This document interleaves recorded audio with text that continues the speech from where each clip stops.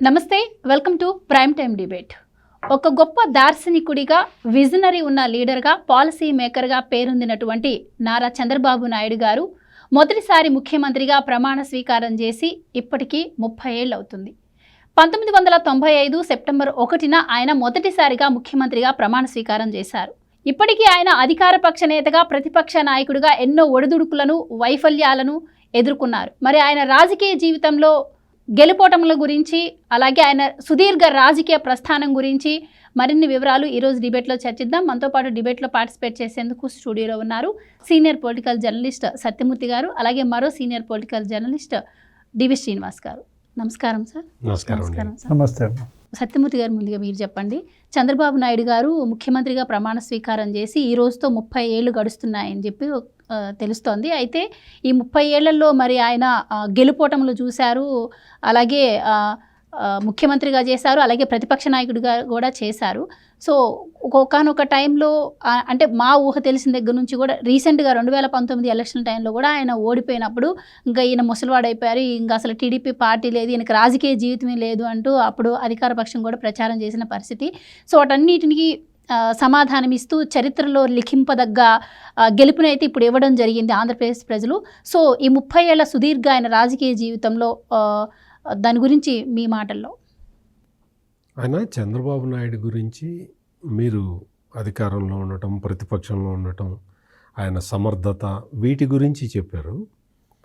ఆయన ఎదుర్కొన్నన్ని అవమానాలు కూడా ఏ రాజకీయ నాయకుడు ఎదుర్కోలేదు.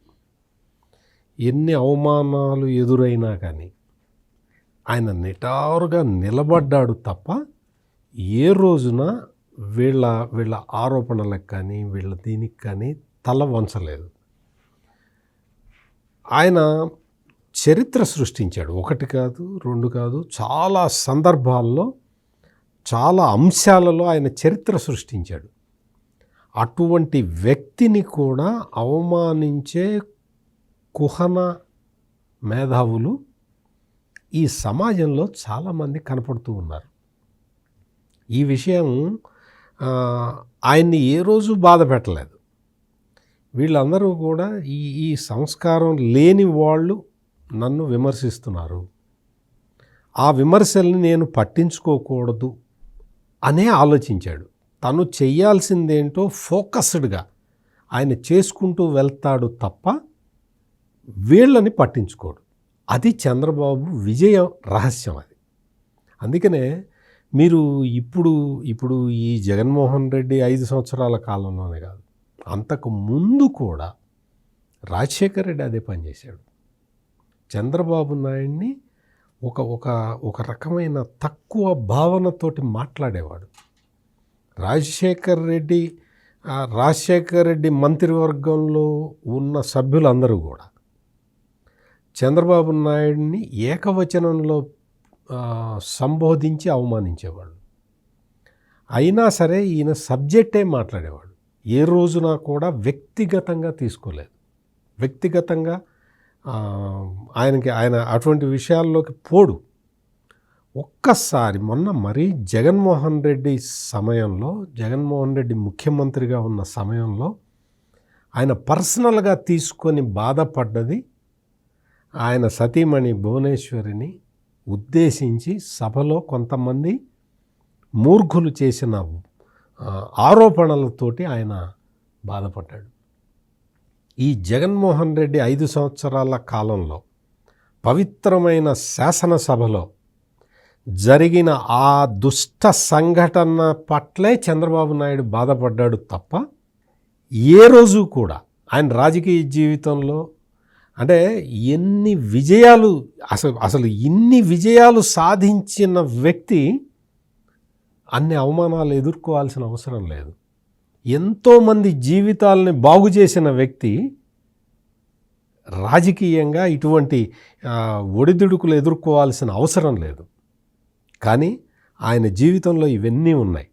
అందుకనే చంద్రబాబు జీవితాన్ని మనం క్లియర్గా పరిశీలిస్తే ఈ తరం యువకులందరూ కూడా ఎట్లా ఉండాలి, పట్టుదలతోటి ఎట్లా పనిచేయాలి, ఎట్లా లక్ష్యాన్ని చేరుకోవటానికి ఏ విధంగా శ్రమపడాలి, ఆ శ్రమ పట్టం కూడా ఏదో గుడ్డెద్దు చేలో పడ్డట్టు కాకుండా ఫోకస్డ్గా ఎట్లా పని చేయాలి అనే విషయాల్ని ఆయన చెప్తూ ఉంటాడు.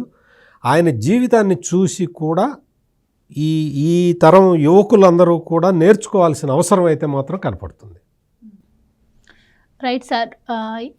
అయితే ఈ 30 ఏళ్లలో ఆయన 14 సంవత్సరాలు సీఎంగా ఉన్నారు, ఒక 15 సంవత్సరాలు ప్రతిపక్ష నాయకుడిగా కూడా ఉన్నారు. అంటే ఆయన సీఎంగా లేనప్పుడు గతంలో కూడా మనం చూసాము, ఢిల్లీలో రైతులకు సంఘీభావంగా ఆయన చేసిన ర్యాలీలు కావచ్చు, అలాగే బాబ్లీ సందర్శనకు వెళ్ళినప్పుడు ఆయన బంధించిన తీరు కావచ్చు, ఇలాంటి ఎన్నో సంఘటనలు ఆయన ఎదుర్కోవటం అయితే జరిగింది. అలాంటి వ్యక్తి కూడా మరి ఎప్పుడు కూడా సార్ చెప్పినట్టు అంటే పర్సనల్గా తీసుకున్నటువంటి వ్యక్తి ఒక జగన్మోహన్ రెడ్డి హయాంలోనే ఆయన చాలా కలిసివేసిన పరిస్థితి అయితే మనం చూసాము. సో ఆయన ఇవే కాకుండా వివిధ రంగాల్లో చాలా కృషి కూడా చేశారు. సో మీరేం చెప్తారు దాని గురించి? చంద్రబాబు నాయుడు ఒక బెస్ట్ స్టూడెంట్, ఒక అత్యుత్తమ విద్యార్థి, ఒక గొప్ప పాలకుడుగా ఎలా ఎదిగాడు, ఆ పరిణామ క్రమం ప్రతి విద్యార్థికి మార్గదర్శకం, ప్రతి యువకులకు ఆదర్శం. అంటే పరిణతి చెందిన విధానం. తను ఏంటంటే బాల్యంలోనే 15 ఏళ్లకే తన స్వగ్రామం నారావారి పల్లెల్లో శ్రమదానం, డొంక రోడ్లు, అప్పట్లోనే తన ఒక కమిటీ, గణేష కమిటీ ద్వారా ఊరిలో బాగు రైతులందరినీ కూడా పంట కాలువలని పూడిక తీయటంలో భాగస్వాములను చేయడం. విద్యార్థిగా ఉన్నప్పుడు తీసుకున్న ఆ శ్రమదానం, పంట కాలువల బాగు చేత, ఈ నీటి సంఘాలు, ఈ డొంక రోడ్లు, ఇదంతా ముఖ్యమంత్రి అయినాక ఇంప్లిమెంట్ చేశాడు. ఆ తర్వాత శ్రమదానం అనేది అందులో నుంచే వచ్చిందనమాట. అంటే అతను ఒక మార్గదర్శకుడు, స్ఫూర్తిదాయకుడు అంటోంది. ఎందుకంటే ఒక స్టూడెంట్ లీడర్. ఎస్వి యూనివర్సిటీలో ఆయన పీజీ చేస్తూ అతను ఎదిగిన విధానం ఏది బెస్ట్ స్టూడెంట్ అంటోంది. అందుకే అన్నమాట. 28 ఏళ్లకే శాసనసభ్యుడిగా, MLA at the age of 28, 30 ఏళ్లకే మంత్రిగా, 45 ఏళ్లకే సీఎంగా. అసలు అది అద్భుతం అన్నమాట. ఏది అసలు మనం దాన్ని నిర్వచింపలేం. అసలు ఆ గెలుపులేంటి, 45 ఏళ్లకే సీఎం అయ్యారంటే ఆయన ప్రతి పదవిలో కూడా వన్నె తేవటం. ఏది ఇప్పటికీ 9 సార్లు శాసనసభకి, 9 టైమ్స్ ఎమ్మెల్యే, 8 సార్లు అసలు ఒకే నియోజకవర్గం నుంచి ఎమ్మెల్యే. ఏది కుప్పం నుంచి అప్రతిహతంగా 8 టైమ్స్ గెలిచాడు, థండరింగ్ మెజారిటీస్. ఒక ప్రజాప్రతినిధి ఎలా ఉండాలి అనేది ఒక రోల్ మోడల్. సమకాలీన ప్రజాప్రతినిధులకు అతను ఆదర్శం, మార్గదర్శకుడు అంటోంది. అది అసెంబ్లీకి అసలు గైర్ హాజరు గారు.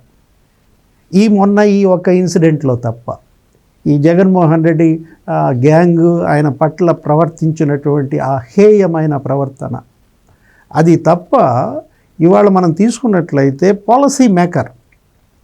ఏది ఆయన తెచ్చినటువంటి పాలసీలు సీఎంగా ఈరోజు ఇప్పటికీ ఎన్నేళ్ళు అవుతుంది? 30 ఏళ్ళు అవుతుంది. 95 నుంచి 2004 దాకా 9 ఏళ్ళు అవిభక్త ఆంధ్రప్రదేశ్, ఏది ఉమ్మడి రాష్ట్రానికి సీఎంగా ఆయన ఉన్నప్పుడు ప్రధానిగా వాజ్పేయి, ముఖ్యమంత్రిగా చంద్రబాబు. వాజ్పేయి బాబు జోడీ అన్నమాట.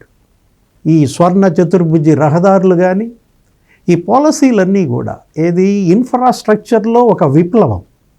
ఈ గ్రేటర్ హైదరాబాద్ చుట్టూతో వచ్చిన ఈ ఔటర్ రింగ్ రోడ్, ఏది ఈ 158 కిలోమీటర్లతో ఉన్నటువంటి ఔటర్ రింగ్ రోడ్ అసలు హైదరాబాద్ స్వరూపాన్నే మార్చేసింది. శంషాబాద్ ఇంటర్నేషనల్ ఎయిర్పోర్ట్ 5,000 ఎకరాల్లో అది వచ్చిందంటే, ఇవాళ ఈ 4 లేన్, 6 లేన్, 8 లేన్ రోడ్లు, ఈ ఫ్లైఓవర్లు, ఇవన్నీ కూడా ఆయన హయాంలో. ఏది వాజ్పేయి ప్రధానిగా, చంద్రబాబు ముఖ్యమంత్రిగా ఇన్ఫ్రాస్ట్రక్చర్లో రెవల్యూషన్. అసలు డ్రిప్ ఇరిగేషన్, ఏది ఇప్పుడు ఈ రైతులు ఈ ఉద్యాన తోటలకి పెట్టుకుంటున్న ఈ తుంపర సేద్యం, ఈ డ్రిప్ ఇరిగేషన్, మైక్రో ఇరిగేషన్ అనేది micro irrigation task force chairman అయినా, ఏది వాజ్పేయి ప్రధానిగా ఉన్నప్పుడు. ఈరోజు ఈ రైతులంతా ఇవాళ పండ్ల తోటలకు మైక్రో ఇరిగేషన్ వాడుకుంటున్నారంటే ఆయన తెచ్చిన సిఫారసులు అన్నమాట. టెలికాం రిఫార్మ్స్, ఇప్పుడు నీ మొబైల్ ఫోన్ కొంతమంది ఎగతాళి చేయొచ్చు, సెల్ ఫోన్ ఆయనే కనిపెట్టాడంటారు. ఈ పేరు నాని, జగన్ ఇలాంటి వాళ్ళంతా ఆయన అంటుంది అది కాదు, టెలికాం సంస్కరణలకు ఆద్యుడు అనమాట. అప్పుడు వాజ్పేయి ప్రధానిగా ఉన్నప్పుడు ఆ టెలికాం రెగ్యులేటరీ ఆ పాలసీ తీసుకొచ్చారు. ఆ పాలసీలోనే నీకేం జరిగింది, బిఎస్ఎన్ఎల్ గవర్నమెంట్ సైడ్ కాకుండా ప్రైవేటైజేషన్. ఇప్పుడు ఇవన్నీ వచ్చేసాయి, ఏది భారతి, ఎయిర్టెల్, లేకపోతే ఇప్పుడు ఈ వచ్చిన రిలయన్స్. ఇప్పుడు ఈ మొబైల్ ఫోన్స్ అనేది అక్కడ పడ్డ ఆ బీజం అన్నమాట. ఈ ఒక ప్రజాప్రతినిధి సమర్థ పాలకుడైతే ప్రజాకర్షమైన ఆ విధానాల రూపకల్పన ఎలా జరుగుదనే దానికి గొప్ప పాలసీ మేకర్ అన్నమాట. అటు రైతులకు కానీ, ఇటు ఈ టెలికాం రంగంలో కానీ అసలు ఎడ్యుకేషన్ హబ్గా, మెడికల్ హబ్గా ఆంధ్రప్రదేశ్ను రూపొందించడంలో ఆయన చూపిన చొరవ, ఆ సమర్థత ఇవాళ ఈ హైదరాబాద్ని, తెలంగాణని సంపన్న రాష్ట్రంగా చేసిందంటే అప్పుడు పడ్డ పునాదులు అన్నమాట. అలాంటి సమర్థ పాలకుడు ఇవాళ మరి 14 ఏళ్ళుగా ముఖ్యమంత్రిగా ఉంటూ ఇప్పుడు ఇది 15వ ఏడు ప్రవేశించిన నేపథ్యం అన్నమాట. ఇది ఒక హిస్టరీ, ఇది చరిత్ర మనం తీసుకున్నట్లయితే ఇవన్నీ కూడా భావి తరాలకి ఒక స్ఫూర్తి. అయితే సార్, గతంలో అంటే ప్రధానమంత్రి పదవి ఆఫర్ వచ్చినా కూడా తృణప్రాయంగా వదులుకున్న వ్యక్తి చంద్రబాబు గారు అని చెప్తూ ఉంటారు. అలాంటి వ్యక్తి మరి విజన్ 2020 అన్నప్పుడు అందరూ హేళన చేశారు. మరి ఇప్పుడు విజన్ 2047 అని చెప్తూ ఉన్నారు. అంటే అప్పుడు ప్రధానమంత్రిగా వాజ్పేయి గారు ఉన్నప్పుడు ఎంత అభివృద్ధి చేశారు ఇప్పుడు సార్ మాటల్లో విన్నాము. అంటే ఆంధ్ర రాష్ట్రానికి ఉపయోగపడిన ప్రధానమంత్రి గారితో కూడా దూరం జరిగిన వ్యక్తి చంద్రబాబు గారు అని చెప్పుకోవచ్చు. గతంలో ఆయన విజయం సాధించినప్పుడు మనం చూసాము. కానీ అదే ప్రధానమంత్రి ఇప్పుడు మరి ఆంధ్రప్రదేశ్కే ప్రత్యేక దృష్టి పెడుతున్న పరిస్థితులు కూడా ఇప్పుడు మనం చూస్తున్నాం. మరి ఇప్పటి ప్రధానమంత్రి గారి హయాంలో చంద్రబాబు గారు రాష్ట్రానికి ఇప్పటికే చాలా చేశారని చెప్పుకోవచ్చు. ఇంకా ఎంత చేసే అవకాశం ఉంటుందంటారు? మరి విజన్ 2047 గురించి ఏం చెప్తారు మీరు? బాగా కరెక్ట్ క్వశ్చన్ అడిగారు మీరు. 2020 విజన్ 2020 అని చంద్రబాబు నాయుడు తీసుకొచ్చినప్పుడు చాలామంది నవ్వారు, చాలామంది దాన్ని అవహేళన చేశారు. వాళ్ళకి అర్థం కాక 420 అన్నారు. వాళ్ళు 420 వాళ్ళకేం తెలియక, ఎందుకంటే అన్నాళ్ళంతా 420s. ఇప్పుడు నీకు విజన్ 2020 అని ఆయన చెప్పిన సందర్భంలో ఆయన తీసుకొచ్చి ఒక విజన్ డాక్యుమెంటరీని తయారు చేసి ఈ విజన్ డాక్యుమెంట్లో ఏమున్నాయి, ఏం చెప్పాడు, మనం ఏం చేయాలి, భవిష్యత్తు తరాలకి ఎట్లా ఉపయోగపడాలి అనేది కాన్సెప్ట్ అన్నమాట. ఇప్పుడు ఆ విజన్ 2020లో చెప్పిన విషయాలన్నీ కూడా ఆయన చేసి చూపించాడు. ఈ రోజున మనం వాటి ఫలాలని అనుభవిస్తూ ఉన్నాం. విజన్ 2020 ఫలాలని అనుభవిస్తున్నది మనమే. ఇప్పుడు ఈ విజన్ 2020లో ఐటీ రెవల్యూషన్ గురించే చెప్పాడు. ఐటీ రెవల్యూషన్, ఇన్ఫర్మేషన్ టెక్నాలజీని ముందు తరాలకి ఎట్లా అందించాలి, దాన్ని అందించటానికి ఇప్పుడు చేయాల్సిందేంటి, ఇన్ఫ్రాస్ట్రక్చర్ ఎట్లా డెవలప్ చేయాలి, ఏది ఇన్ఫర్మేషన్ టెక్నాలజీకి నీకు మౌలిక వసతులు ఏవి కల్పిస్తే ఇన్ఫర్మేషన్ టెక్నాలజీ వస్తుంది. ఈ విషయాలే 2020 డాక్యుమెంట్లో ఉన్నది. ఇప్పుడు 2047 డాక్యుమెంట్లో ఇంకా చాలా చాలా విషయాలు ఉన్నాయి. హైడ్రోకార్బన్స్, ప్రకృతి, పర్యావరణాన్ని ఎట్లా పరిరక్షించుకోవాలి, చాలా పెద్ద పెద్ద విషయాలు ఉన్నాయి. అవి మనము ఇప్పుడు ఆయన చెబుతూ ఉంటే మీకు ఈ విద్యుత్ వినియోగం మీద కూడా 2047లో ఒక పెద్ద చాప్టర్ ఉన్నది. అంటే ఈ విద్యుత్ కరెంటు వాడటం అనేది పర్యావరణానికి నష్టం. ఎట్లా నష్టం, ఈ థర్మల్ విద్యుత్తు లేకపోతే వేరే విద్యుత్తు తయారు చేసుకుంటే పర్యావరణానికి నష్టం చేకూరుస్తుంది. కాబట్టి ఈ సోలారు, ఈ హైడల్ని మళ్ళీ పెంచుకోవటం, వీటితో పాటు సాంప్రదాయేతర వనరుల ద్వారా విద్యుత్ ఉత్పత్తి చేయటం, అంటే గాలి మరల ద్వారా పవన విద్యుత్ తీసుకురావటం, ఇటువంటివన్నీ చేసి పర్యావరణాన్ని రక్షించుకుంటూ మనం సౌకర్యవంతంగా ఉండాలి. పర్యావరణానికి విఘాతం కలిగిస్తూ మనం సౌకర్యంగా ఉండటం కాదు. ఇది కాన్సెప్ట్. ఇటువంటివి చాలా ఉన్నాయి. అందులో 2047లో తీర ప్రాంతాన్ని ఎట్లా ఏ విధంగా సమర్థవంతంగా వాడుకోవాలి. అంటే ఇటువంటి విషయాలు ఉన్నాయి. ఆ విషయాలన్నీ ఇప్పుడు చెబితే వీళ్ళకి ఈ వాళ్ళ పేర్లు తడతడకి తీసుకోవాల్సి వస్తున్నది. ఈ శుభ సందర్భంలో వాళ్ళ పేర్లు చెప్పడం కరెక్ట్ కాదు, కానీ ఈ పేరుని నానికి, రోజాకి, అమ్మటి రాంబాబుకి ఏం అర్థమవుతుంది? 2047 డాక్యుమెంట్ గురించి డిస్కస్ చేస్తే వాళ్ళకి ఏమర్థమవుతుంది? పోలవరం ప్రాజెక్టు ఎట్ట కడతారో తెలియదు వాళ్ళకి తెలిసిందల్లా బూతులు తిట్టడం అంతే తప్ప ఒక స్టడీ చేసి, ఇప్పుడు ఈ రోజున ఏఐ టెక్నాలజీ వచ్చింది. ఏఐ టెక్నాలజీ మీద ఆర్టిఫిషియల్ ఇంటెలిజెన్స్ మీద చంద్రబాబు నాయుడిని కూర్చోబెట్టి చెప్పమంటే ఆయన 3 గంటల ఉపన్యాసం ఇస్తాడు ఆర్టిఫిషియల్ ఇంటెలిజెన్స్ మీద. ఆయన అంత నాలెడ్జ్ని ఎక్వైర్ చేసి ఉన్నాడు. అందుకనే ఇప్పుడు ఆ డైరెక్షన్లో పోతున్నాం. హైదరాబాద్ని ఒక టెక్నాలజికల్ హబ్గా మార్చటంలో ఆయన పడ్డ శ్రమ, అసలు ఆయన వేసిన ఐడియాలు ఒకసారి నాకు బాగా గుర్తు.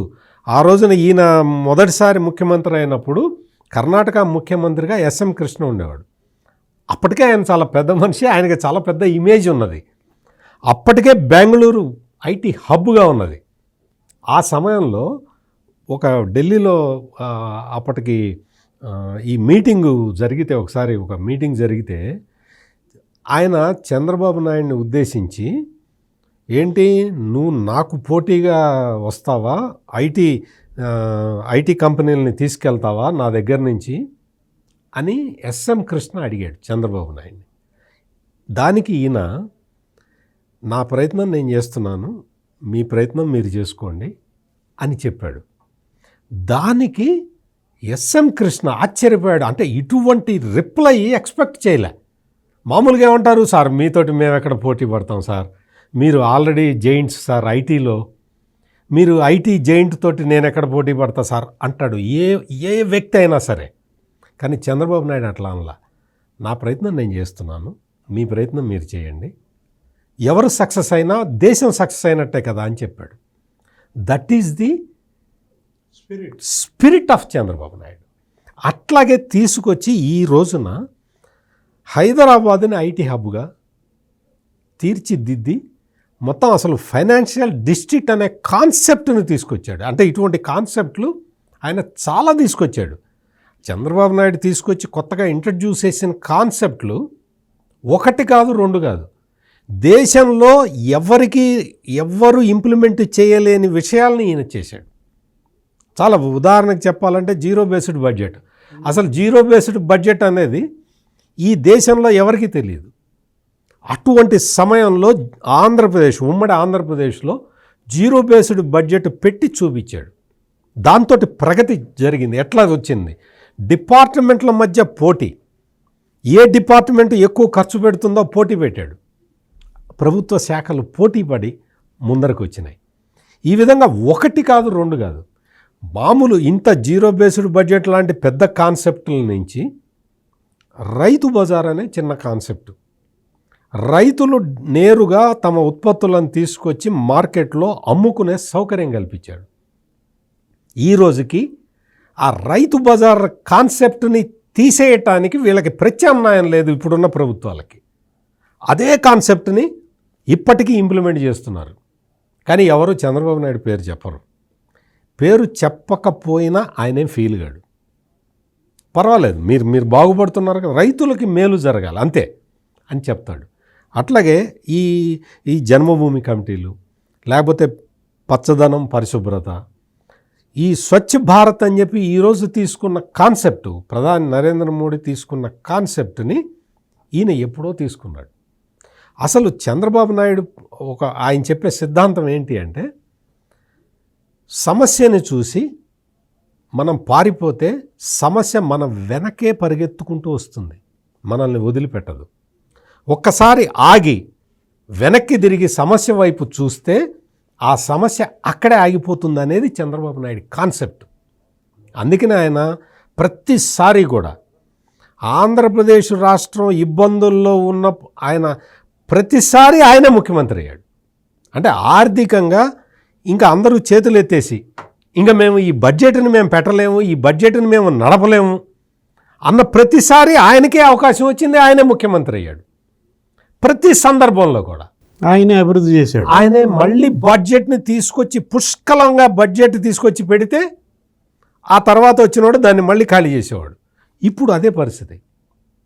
ఇప్పుడు ఆంధ్రప్రదేశ్, విభజిత ఆంధ్రప్రదేశ్ అంటే ఉమ్మడి ఆంధ్రప్రదేశ్ నుంచి విడిపోయిన తర్వాత మళ్ళీ ఆర్థికంగా చాలా దెబ్బతిన్న పరిస్థితి. ఆ దెబ్బతిన్న పరిస్థితి నుంచి రాజధాని కట్టి, పోలవరం కట్టి అంతా తీసుకొచ్చి మళ్ళీ విశాఖపట్నాన్ని ఐటీ హబ్గా తీసుకొచ్చి ఆ తీర ప్రాంతం మొత్తాన్ని డెవలప్ చేసి ఓడరేవులు ఎట్లా ఉండాలో ఆయన ఒక పిక్చర్ తయారు చేసి పెడితే దాన్ని తీసుకొచ్చి జగన్మోహన్ రెడ్డి మొత్తం సర్వనాశనం చేసి మళ్ళీ మొదటికి తీసుకొచ్చి ఇచ్చాడు.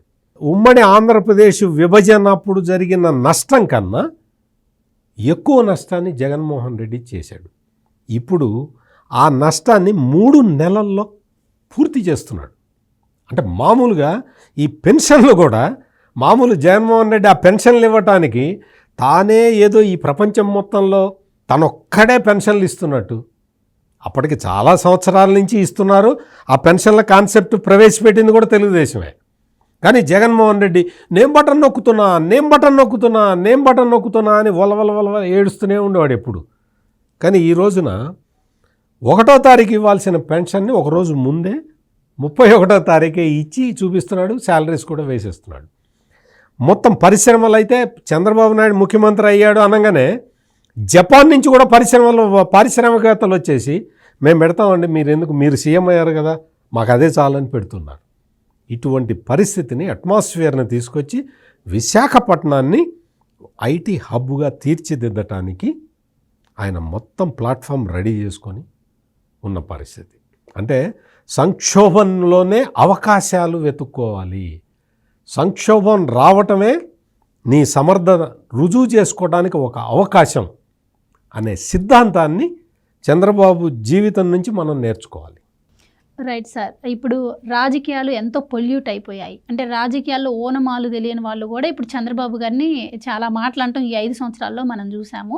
కానీ అలాంటి వాళ్ళకి రాజకీయాల్లో ఉండే అర్హత లేదు అంటూ ఆంధ్రప్రదేశ్ ప్రజలు కూడా బుద్ధి చెప్పిన పరిస్థితులు కూడా మనం చూసాము. అయితే ఇప్పుడు చూసుకున్నట్టయితే ఆయన అభివృద్ధి వ్యూహాలు కానీ రాజకీయ వ్యూహాలు కానీ ఎవరికీ అర్థం కావు అంటారు. సో అంటే నేటి తరం రాజకీయ నాయకులు లేనిది మరి ఆయనలో ఉన్న ప్రత్యేకతలు ఏంటంటే ఏం చెప్తారు? ఏనుగు వెళ్తుంటే అవేవో అరుస్తుంటాయి, ఏవి కుక్కలు.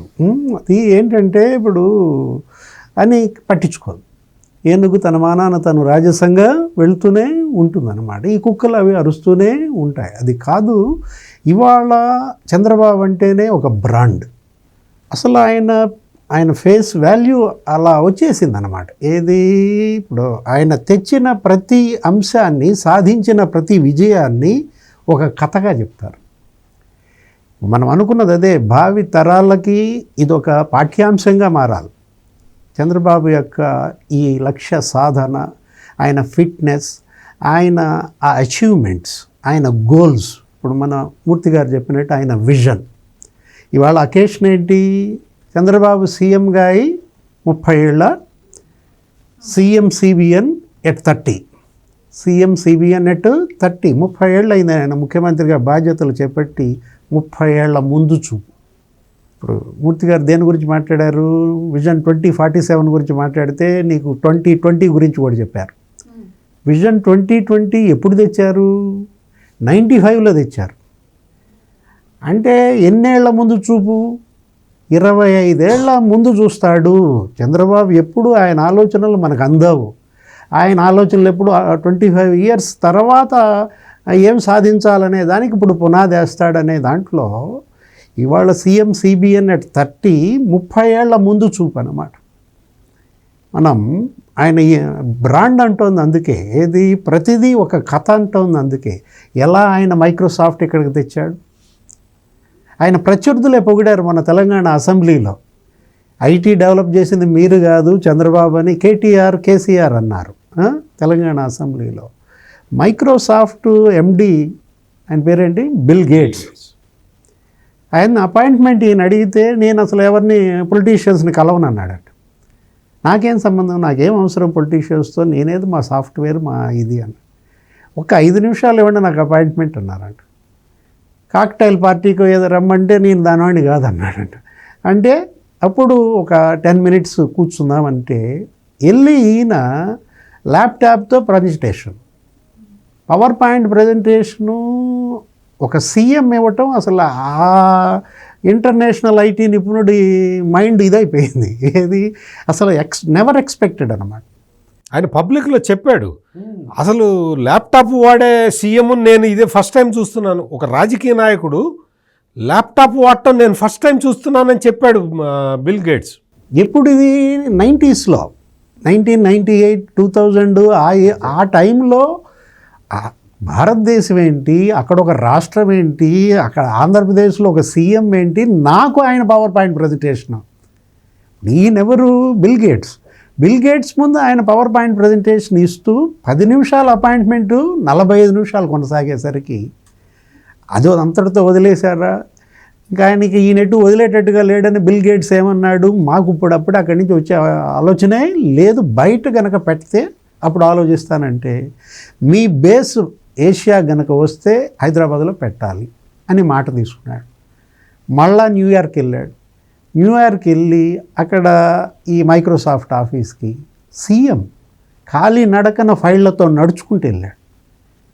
అంటే ఎలా ఇక్కడికి మైక్రోసాఫ్ట్ వచ్చింది హైదరాబాద్ అనేది, ఇప్పుడు ఈ సైబరాబాద్ డెవలప్ అయిందంటే ఐటీ వాళ్ళ సెక్టార్, మరి నీకు 2.5 లక్షల కోట్ల పెట్టుబడులు, ఐటీ ఎగుమతులు ప్రతి ఏడు హైదరాబాద్ తెలంగాణ నుంచి, 9 లక్షల మంది ఉద్యోగులు ఒక ఐటీ రంగంలో, ప్రతి సంవత్సరం 50,000 మంది అదనపు ఉద్యోగాలు.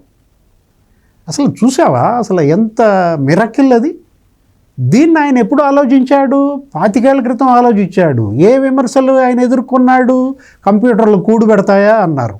ఎవరు? అప్పుడు ఈ రోసయ్య గారు కావచ్చు, ఇక్కడ ఉన్న ఆయన విమర్శలు కావచ్చు, రాజశేఖర రెడ్డి కావచ్చు, వీళ్ళందరూ కూడా. అంటే వాళ్ళే మళ్ళీ అంగీకరిస్తారు, ఏది అతను విజనరీ, అతను ఎప్పుడు 25 ఏళ్ళ ముందు ఆలోచిస్తారని. అదే కాదు ఇప్పుడు ఏది ఇవాళ జినోమ్ వ్యాలీ, ఈ జినోమ్ వ్యాలీ మరి బీజం వేసింది ఆయన. ఇవాళ ఈ లైఫ్ సైన్సెస్, ఈ కర్ఫ్యూ సిటీగా ఉన్నటువంటి హైదరాబాద్ని కరోనా వ్యాక్సిన్ సిటీ అయిందంటే 70 దేశాలకి ఇక్కడ వ్యాక్సిన్ ఎక్స్పోర్ట్ అవుతుందంటే ఇక్కడి నుంచి, అంటే ఇవాళ ఇది వ్యాక్సిన్ మ్యానుఫ్యాక్చరింగ్ హబ్ అయిందన్నమాట. 15,000 మంది స్కాలర్స్ ఇక్కడ పనిచేస్తుంటారు. ఎక్కడ? ఈ జినోమ్ వ్యాలీలో. ఇప్పుడు ఈ శాంతా బయోటిక్స్ కావచ్చు, ఈ సుచిత్ర ఎల్లా, వీళ్ళందరూ కూడా ఇవాళ ఈ స్థాయికి వచ్చారంటే ఇదంతా అప్పుడు చంద్రబాబు సీఎంగా వేసిన బీజం. అంటే ఒక సమర్థ పాలకుడు ఎలా సంపద సృష్టి అంటే వీళ్ళు ఎగతాళి చేస్తారు, ఈయన ఏమన్నా పెద్ద పీసీ సర్కారా, ఈయన ఏమన్నా కరెన్సీ ముద్రేస్తాడా అంటారు. ఇది సంపద సృష్టి అంటే. నిన్న మనం చూసాం కియా మోటార్స్, ఏది విభజిత ఆంధ్రప్రదేశ్లో కియా మోటార్స్ ఎలా తీసుకొచ్చాడు? అసలు దేశంలోనే అతిపెద్ద ఎఫ్డిఐ. కరువు సీమలో ఇవాళ కార్లు పెరిగెత్తున్నాయంటే, అనంతపురం పెనుగొండలో ఇవాళ నీకు భూముల విలువలు లక్షల్లోకి వెళ్ళిపోయినాయి అంటే, దాని మీద తమిళ పారిశ్రామికవేత్త ఏమన్నాడు? కియా అంట ఫస్ట్ గుజరాత్ చూశారంట, తర్వాత అసలు ఫస్ట్ తమిళనాడు చూశారంట, తర్వాత గుజరాత్ చూశారంట.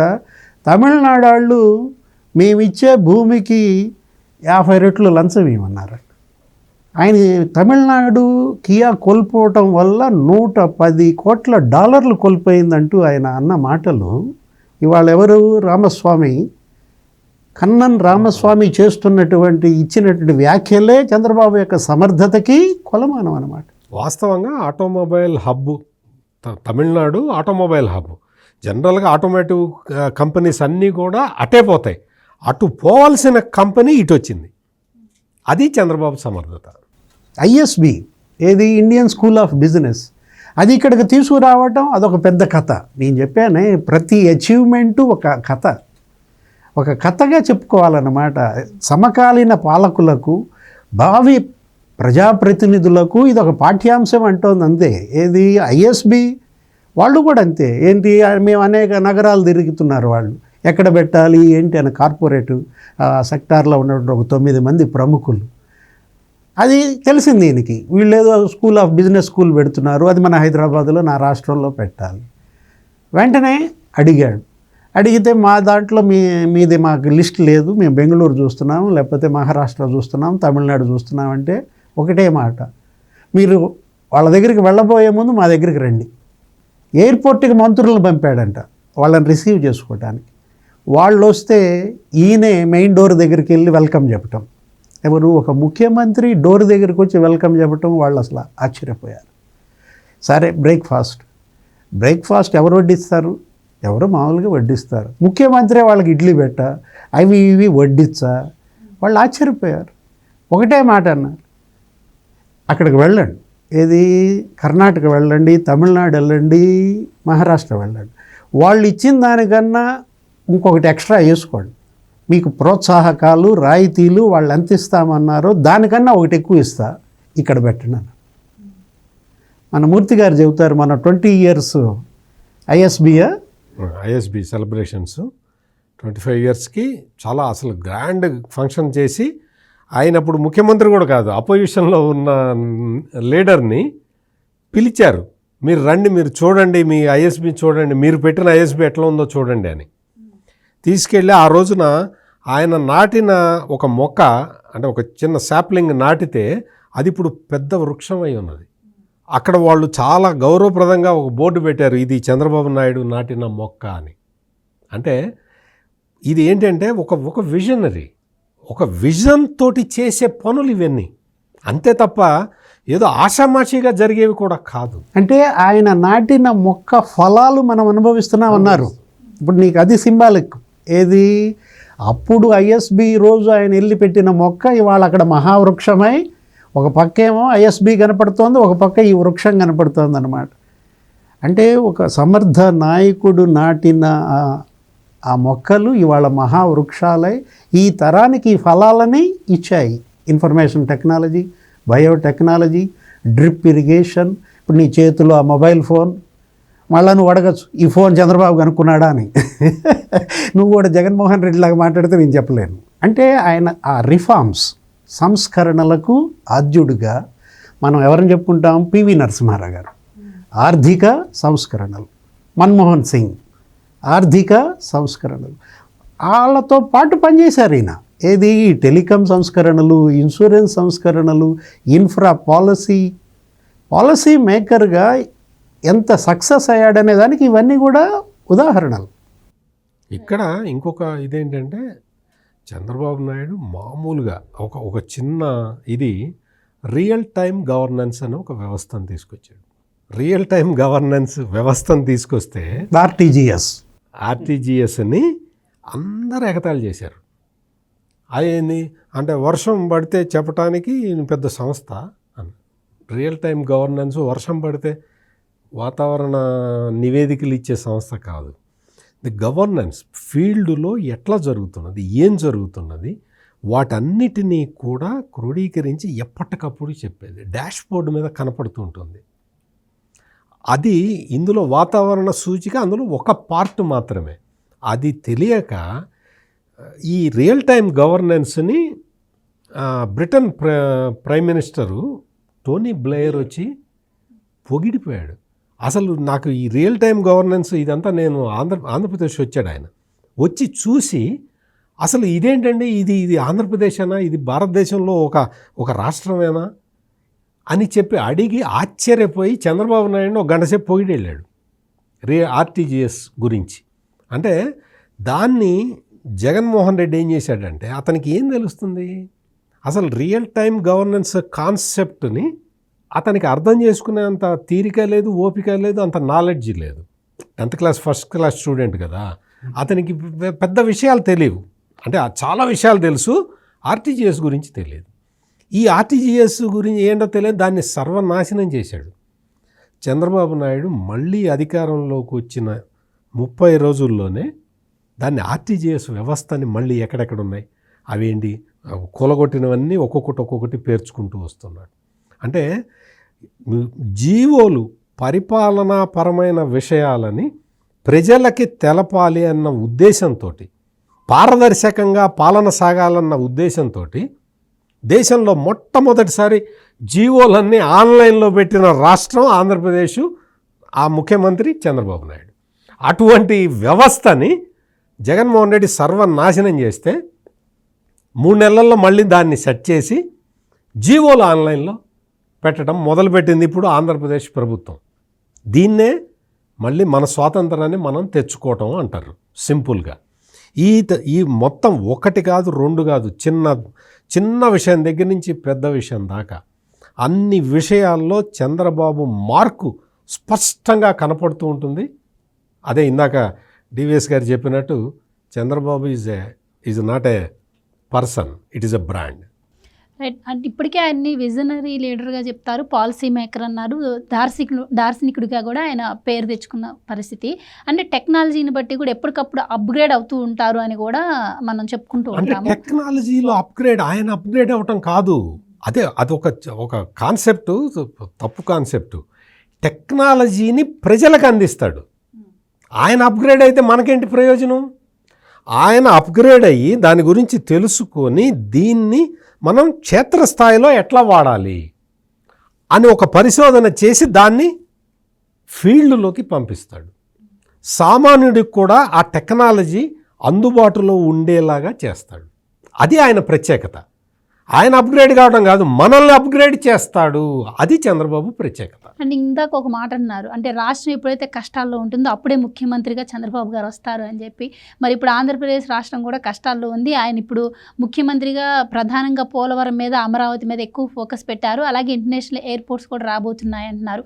సో అవన్నీ ఈయన హయాంలో నిర్మిస్తే రేపు ఇంకా చిరస్మరణీయంగా ఆయన చరిత్రలో నిలిచిపోతారంటారా ఫైనల్గా? ఖచ్చితంగా. ఇప్పుడు పోలవరం కంప్లీట్ అయిపోతున్నది. దాన్ని మొత్తం కేంద్ర కేబినెట్ కూడా డిపిఆర్ అన్ని మొత్తాన్ని యాక్సెప్ట్ చేసింది. 12,000 కోట్లు ఫండ్స్ రిలీజ్ అయిపోతున్నాయి. ప్రాజెక్ట్ కంప్లీట్ అయిపోతుంది, ఎట్టి పరిస్థితుల్లో కంప్లీట్ అయిపోతుంది. అమరావతి కంప్లీట్ అయిపోతుంది. విశాఖపట్నం మనం చూస్తుండగానే అదొక ఐటీ హబ్గా మారబోతున్నది. 2 పారిశ్రామిక జోన్లని కేంద్ర ప్రభుత్వం ఇచ్చిన విషయం మనకు తెలుసు. విపరీతమైన పెట్టుబడులు వచ్చేస్తున్నాయి అందులోకి. అవన్నీ కూడా ఆ ఎకనామిక్ జోన్స్, పారిశ్రామిక ఇండస్ట్రియల్ జోన్స్, ఆ ఇండస్ట్రియల్ జోన్స్ కూడా ఆల్రెడీ మొత్తం అంతా రెడీ అయిపోయింది. గ్రౌండింగ్ జరిగిపోతుంది. అదంతా జరిగితే ఇప్పటి వరకు జగన్మోహన్ రెడ్డి పాలనలో చదువుకున్న యువకులు, చదువుకున్న వాళ్ళు, చదువుకోని వాళ్ళు, యూత్ అంతా కూడా తెలంగాణకి, బెంగళూరుకి, చెన్నైకి వెళ్ళి ఉపాధి అవకాశాల కోసం వెతుక్కున్నారు. ఇప్పుడు మళ్ళీ రివర్స్ వలసలు స్టార్ట్ అయినాయి. అందరూ కూడా వేరే వేరే రాష్ట్రాల్లో, వేరే వేరే దేశాల్లో ఉన్న యువకులందరూ కూడా వాళ్ళందరూ రిటర్న్ రాబోతున్నారు, వచ్చేస్తున్నారు. ఇవన్నీ కూడా అంటే మొత్తం గ్రౌండింగ్ స్టార్ట్ ఇప్పుడే అయింది కదా. మీరు ఇంకొక 3 నెలల్లో 4 నెలల్లోనూ చూడండి, ఆంధ్రప్రదేశ్ స్వరూపం మారిపోతుంది.